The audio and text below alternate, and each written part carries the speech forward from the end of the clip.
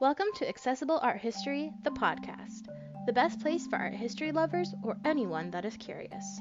My name is Annalisa, and I'm here to share an incredible work with you. Just a quick reminder before we get started. All sources and images will be posted on the Accessible Art History blog. You can find the link in the episode description as well as on our Instagram at accessible.art.history. Now that we have that out of the way, let's get started. Welcome back to Accessible Art History, the podcast. This week's episode may be the last one on Romanticism, but it's the first maritime work.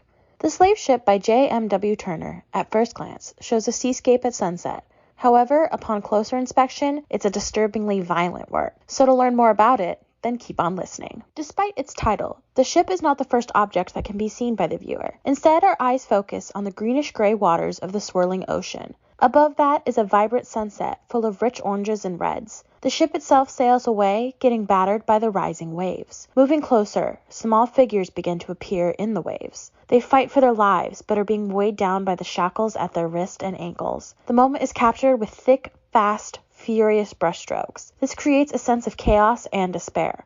These details were deliberately chosen by Turner to showcase the horrors and inhumanity of the Atlantic slave trade. Although this piece is commonly known as the Slave Ship, it actually has a longer name: Slavers Throwing Overboard the Dead and Dying, Typhoon Coming On.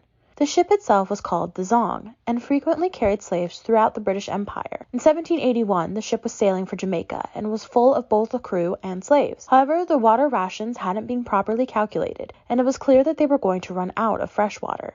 Because insurance claims wouldn't be paid out due to natural death, the captain of the ship ordered that 132 slaves be thrown overboard to their deaths. This way, it would be ruled an accident, and the slavers could recoup their losses. The case ended up going to court, and the public was shocked at the inhumanity of the event. Although the case was dropped due to inconclusive evidence, it helped strengthen the abolitionist cause in Great Britain. The slave trade was outlawed in 1807, and finally slavery itself was abolished in 1833 throughout the British Empire.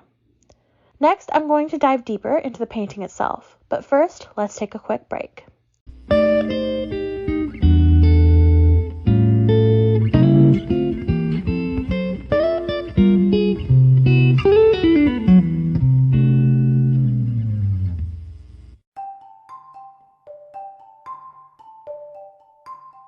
Hey there, my name is Annalisa, and I'm the founder of Accessible Art History.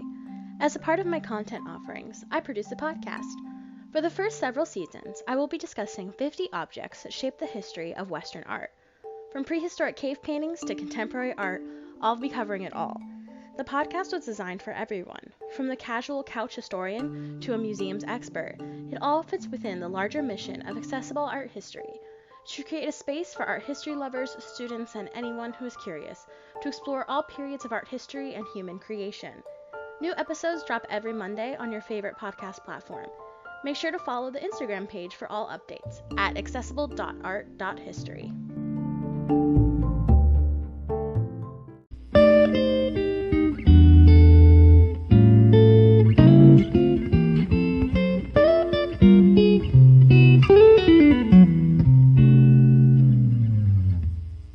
Alright, now that we're back, let's go more into the painting itself.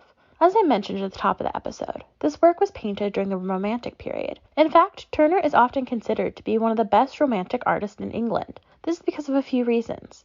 Firstly, he used bold and assertive colors to create his compositions. The greens and oranges contrast heavily, creating a distinct skyline as well as creating drama for the story.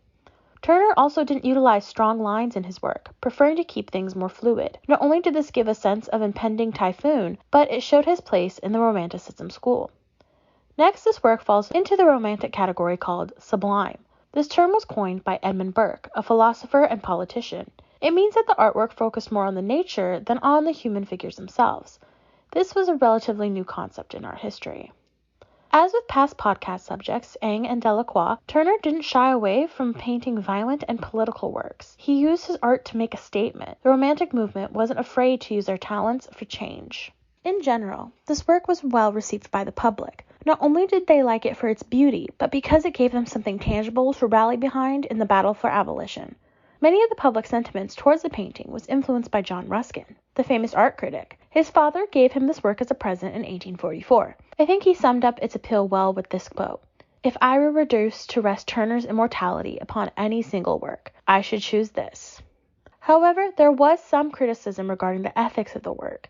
Due to its horrific subject matter of slave murder, many people felt that it was not ethical to consider it as a beautiful seascape or even as a masterpiece because it was about something so tragic. Personally, I think that's a valid point, and the horrors of history need to be addressed in conjunction with the talented brushstrokes of Turner. JMW Turner is not only one of the most famous romantic painters, but also one of the most famous English artists. He was born Joseph Mallard William Turner on April 23, 1775. His family was in the lower middle class and lived in the Covent Garden neighborhood of London. At the age of 14, he was admitted for study at the Royal Academy. This was a huge honor and spoke to his talent at a young age. In 1803, Turner opened up an art gallery, and in 1807 began teaching at the Academy itself. He also traveled throughout Europe, sketching his travels in a multitude of sketchbooks. Despite his financial success, Turner lived in squalor and poverty. One anecdote has him rowing a boat to the middle of the Thames to avoid being counted in the census for property taxes. Contemporary reports tell us that Turner was a cranky and withdrawn man. He never married, but he did have 2 illegitimate children by his housemaid. After the death of his father, Turner became more withdrawn and morose. Because of this, his gallery closed and his art became darker and more emotional. JMW Turner died on December 19, 1851, at the age of 76. He is most remembered for taking the landscape genre and elevating it to a level never seen before, ranking close to the beloved history paintings. Besides the slave ship, some of his other famous works are The Fighting Temeraire, Rain, Steam, and Speed, The Great Western Railway, and Snowstorm, Steamboat off the Harbor's Mouth. The Slave Ship by JMW Turner is a violent and powerful work of art. It shows the viewers the horrors of the slave trade through the lens of romanticism. Make sure to tune in to next week's episode. I'm going to be jumping into realism with Courbet's The Stonebreakers.